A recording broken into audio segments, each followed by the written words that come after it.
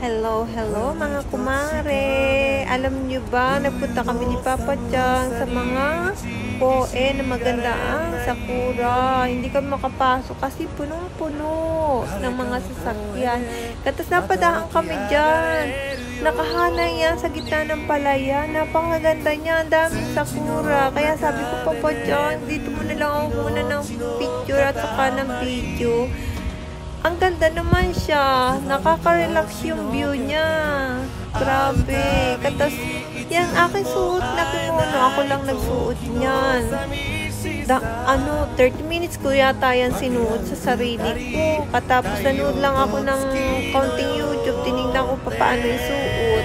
Ayan, nag-okay naman. Kaso nga lang yung leg niya, hindi ko naayos na mabuti. Pero okay na rin. Kahit pa paano.